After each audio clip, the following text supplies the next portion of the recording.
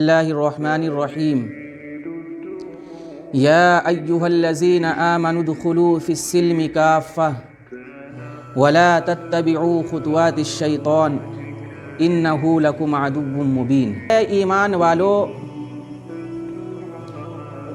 اسلام میں پورے داخل ہو جاؤ۔ یا ایہا الذین آمنوا ادخلوا فی السلم کافہ، اے ایمان والو اسلام میں پورے داخل ہو جاؤ۔ میرے دوستو، آیت شریفہ میں دعوت دی جا رہی ہے کہ تم پورے اسلام میں داخل ہو جاؤ۔ پورے داخل ہونے کا مطلب کیا ہے؟ میرے دوستو، مطلب یہ ہے کہ ہماری آنکھیں، ہماری کانیں، ناک، ہاتھ اور پاؤں، جسم کے اندر جتنے بھی اعضاء ہیں، ہر ایک کا عمل اسلام کے مطابق ہو، ہر ایک کا عمل ایمان کے مطابق ہو۔ ایسا نہ ہو کہ ہاتھ اور پاؤں سے تو احکام بجا لا رہے ہیں، ہاتھ اور پاؤں سے تو احکام کو پورا کر رہے ہیں، مگر دل اور دماغ اس پر مطمئن نہیں ہے، یا دل اور دماغ اس پر مطمئن تو ہے لیکن ہاتھ اور پاؤں کا عمل اس سے باہر ہے، تو سمجھ لیجئے ادخلوا فی السلم کافہ پر عمل نہیں ہو رہا ہے۔ میرے دوستو، اسلام تو یہ چاہتا ہے کہ ظاہراً، باطناً، انفراداً، اجتماعاً، چاہے انسان خلوت میں ہو یا جلوت میں ہو، غرض یہ کہ زندگی کے ہر شعبے میں، ہر لمحے میں اسلام کا رنگ چڑھنا چاہیے۔ اللہ تبارک و تعالیٰ نے قرآن کریم میں فرمایا، صبغۃ اللہ ومن احسن من اللہ صبغۃ ونحن لہ عابدون، کہ اللہ کے رنگ سے اچھا کوئی رنگ نہیں ہے۔ حضرات مفسرین نے لکھا ہے کہ رنگ سے مراد اللہ کا دین ہے، یعنی مذہب اسلام سے اچھا کوئی مذہب نہیں ہے۔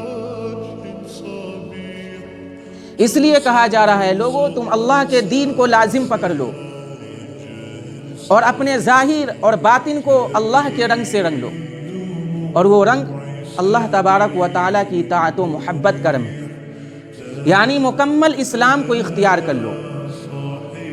اللہ تبارک و تعالیٰ نے آیت شریفہ میں مذہب اسلام کو اپنا رنگ قرار دے کر اس کی نسبت اپنی ذات کی طرف کی، جو مذہب اسلام کے لیے ایک امتیاز ہے۔ ایک حدیث میں حضرت ابو ہریرہ رضی اللہ عنہ فرماتے ہیں کہ اللہ کے رسول صلی اللہ علیہ وسلم نے ارشاد فرمایا کہ ایمان کی 70 شاخیں ہیں، افضل ان میں لا الہ الا اللہ کہنا، اور ادنا ان میں سے راستے میں سے کسی ایذا اور تکلیف دہ چیزوں کو ہٹا دینا۔ یعنی اگر آپ راستہ چل رہے ہیں اور راستے میں کوئی ایسی چیز پڑی ہوئی ہے جس سے ہمارے دوسرے بھائی کو تکلیف ہو سکتی ہے، تو اس چیز کو بھی ہٹا دینا، یہ ایمان کی شاخیں ہیں۔ میرے دوستو، معلوم ہوا کہ اسلام صرف چند عقائد یا صرف چند عبادات یا چند معاملات کا نام نہیں، بلکہ ایک جامع اور مکمل نظام حیات ہے۔ میرے دوستو، اسلام دنیا کا وہ واحد مذہب ہے جو ایک اصول و عقیدہ اور مسلک زندگی کے نام سے موسوم کیا گیا ہے، اور لفظ اسلام نہ تو پیغمبر علیہ السلام کی طرف منسوب ہے، نہ کسی خاص قوم اور مخصوص جماعت کی طرف منسوب ہے، بلکہ وہ اپنے اندر ایک امتیازی شان رکھتا ہے۔ دوستو، دنیا کے اندر جتنے بھی مذاہب ہیں، ان تمام مذاہب کے نام یا تو ملکوں کے ناموں پر رکھے گئے ہیں، یا طبقوں کے ناموں پر، یا نسلوں کے ناموں پر رکھے گئے ہیں، جو ان مذاہب کے ناقص ہونے کی دلیل ہے۔ مثال کے طور پر یہودی مذہب ہے، اس کی نسبت یہودا کی طرف ہے۔ عیسائی مذہب ہے، اس کی نسبت حضرت عیسیٰ علیہ السلام کی طرف منسوب ہے۔ ہندویت، اس کی نسبت ملک ہند کی طرف منسوب ہے۔ مگر میرے دوستو، ان سب کے برخلاف مذہب اسلام ہے، جو اپنے نام میں بھی امتیازی شان کا دعوے دار ہے اور اپنے کام میں بھی مثالی شان رکھتا ہے۔ میرے دوستو، اسلام ایسا مذہب ہے جو کسی فرد یا جماعت کے ساتھ منسوب نہیں ہے، بلکہ وحی الہی اللہ کی طرف سے لایا ہوا دین، اللہ کی براہ راست رہنمائی اور اس کے دیے ہوئے احکام و عقائد اور شریعت و نبوت کی طرف منسوب ہے۔ اللہ تبارک و تعالیٰ نے قرآن کریم میں دلیل سے سمجھایا، ان الدین عند اللہ الاسلام۔ ایک دوسری جگہ ارشاد فرمایا، ومن یبتغی غیر الاسلام دینا فلن يقبل منہ وہو فی الآخرۃ من الخاسرین۔ میرے دوستو، ان آیات سے معلوم ہوا کہ اسلام ایسا دین ہے، اسلام ایسا مذہب ہے جو کسی شخصیت کا لایا ہوا دین نہیں، جو کسی قوم کا لایا ہوا دین نہیں، جو کسی تنظیم کا لایا ہوا دین نہیں، بلکہ یہ دین اللہ کا بھیجا ہوا نظام زندگی ہے۔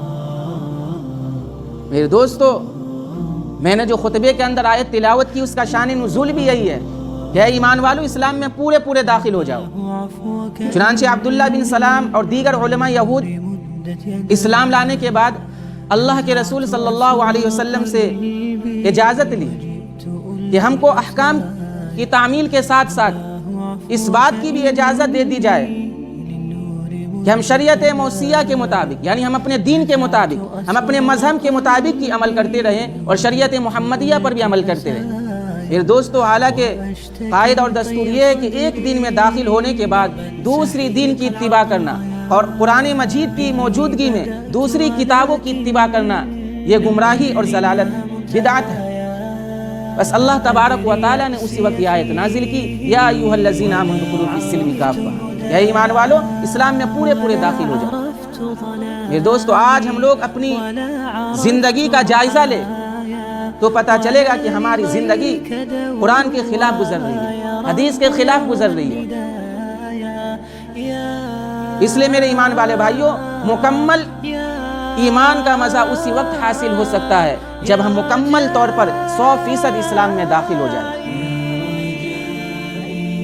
جب تک ہم مکمل طور پر اس ایمان اور اسلام سے وابستگی نہیں ہوگی، اس وقت تک ہمارے ایمان کا نفع ظاہر نہیں ہوگا۔ یہ دوستو، اسلام تو تمام انبیاء علیہ السلام کا دین ہے، کسی خاص نبی کا دین نہیں۔ اللہ نے قرآن کریم میں فرمایا، اذ قال له ربه اسلم قال اسلمت لرب العالمین۔ اللہ فرماتے ہیں کہ ابراہیم مسلم بن جاؤ، تو حضرت ابراہیم علیہ السلام نے کہا کہ میں مسلم بن گیا، تو اللہ تبارک و تعالیٰ نے کہا کہ اگر تم مسلم بن گئے تو اعلان کر دو، قل ان صلاتی ونسکی ومحیای ومماتی للہ رب العالمین لا شریک لہ وبذالک امرت وانا اول المسلمین۔ اے ابراہیم، کہہ دو کہ میری نماز، میرا حج، میرا مرنا اور جینا سب اللہ کے لیے۔ میرے دوستو، معلوم ہوا کہ حضرت ابراہیم علیہ السلام بھی مسلم تھے اور اسلام لے کر اس دنیا کے اندر تشریف لائے۔ حضرت یوسف علیہ السلام اللہ تبارک و تعالیٰ سے دعا کر رہے ہیں، توفنی مسلما والحقنی بالصالحین، کہ اے میرے پروردگار، مجھے موت بھی ایمان کی حالت میں دینا تاکہ مرتے دم تک میں اسلام پر قائم رہوں۔ میرے دوستو، پتہ چلا حضرت یوسف علیہ السلام کا دین بھی اسلامی تھا۔ غرض یہ کہ کوئی پیغمبر ایسا نہیں جس کی طرف اسلام منسوب نہ کیا گیا، یہاں تک کہ اللہ کے نبی حضرت محمد صلی اللہ علیہ وسلم بھی اسلام لے کر آئے۔ اللہ نے قرآن کریم میں فرمایا، ان الدین عند اللہ الاسلام، بے شک دین اللہ کے نزدیک اسلام ہی ہے۔ اس لیے میرے ایمان والے بھائیوں، اللہ تبارک و تعالیٰ نے جو ہمیں چند دن کی زندگی ہے، اس زندگی کو قرآن کے مطابق گزارے، حدیث کے مطابق گزارے۔